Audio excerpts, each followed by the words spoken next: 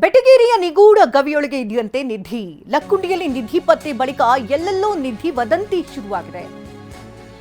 ಬೆಟಗೇರಿಯ ನಿಗೂಢ ಗವಿ ಇದೆಯಂತೆ, ಆ ಗವಿಯೊಳಗಡೆ ನಿಧಿ ಅಡಗಿದೆ ಎನ್ನುವಂಥದ್ದು ಗ್ರಾಮಸ್ಥರ ಮಾತು. ಅಲ್ಲೂ ಕೂಡ 7 ಹೆಡೆ ಸರ್ಪ ಇದೆಯಂತೆ, ನಿಧಿಯನ್ನ ಕಾಯ್ತಿದ್ಯಂತೆ. ಹಾವು ಹೊರಗಡೆ ಬಂದ್ರೆ ಸಾಂಬ್ರಾಣಿ ವಾಸನೆ ಬರ್ತಿತ್ತಂತೆ. TV9ಗೆ ನಿಗೂಢ ಗವಿಯ ನಿಧಿ ರಹಸ್ಯವನ್ನ ಸ್ಥಳೀಯರು ಬಿಚ್ಚಿಟ್ಟಿದ್ದಾರೆ. ಇಲ್ಲಿ ನಿಧಿ ಇದೆ ಅಂತ ನಮ್ಮ ತಂದೆ ಅಜ್ಜ ಎಲ್ಲರೂ ಕೂಡ ನೋಡಿದ್ದಾರೆ. ದೊಡ್ಡ ಗಾತ್ರದ ಹಾವು ಇಲ್ಲೇ ಸುತ್ತಾಡ್ಕೊಂಡಿರುತ್ತೆ ಅಂತ ಹೇಳಿದ್ದಾರೆ. ಇದೀಗ ಈ ಗವಿಯನ್ನ ಕಲ್ಲು ಹಾಕಿ ಮುಚ್ಚಲಾಗಿದೆ. ಚಿಕ್ಕವಳಿದ್ದಾಗ ನಾನು ಇದನ್ನ ನೋಡಿದ್ದೇನೆ ಅಂತ ವಿಜಯಲಕ್ಷ್ಮಿ ಅಲ್ಲಿನ ಸ್ಥಳೀಯ ಗ್ರಾಮಸ್ಥರು TV9ಗೆ ಮಾಹಿತಿಯನ್ನ ಬಿಚ್ಚಿಟ್ಟಿದ್ದಾರೆ. ಈ ಗವಿಯಿಂದ ಶಿವಾನಂದ ಮಠ ಹಾಗೆ ಕೆರಮ್ಮನಕಲ್ಲ ದೇವಸ್ಥಾನಕ್ಕೆ ದಾರಿ ಇದೆಯಂತೆ.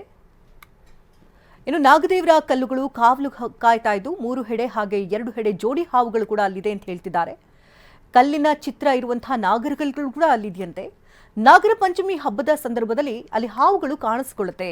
ಅದು ಸಣ್ಣ ಪುಟ್ಟ ಹಾವುಗಳಲ್ಲ, 5 ಸುತ್ತಿನ ಹಾವು ಅಂತ ಹೇಳಲಾಗ್ತಾ ಇದೆ. ದೊಡ್ಡ ಪ್ರಮಾಣದ ಹಾವದು, ಸಣ್ಣ ಪ್ರಮಾಣದ ಹಾವುಗಳು ಕೂಡ ಅಲ್ಲಿ ಓಡಾಡ್ತಾ ಇರುತ್ತಂತೆ.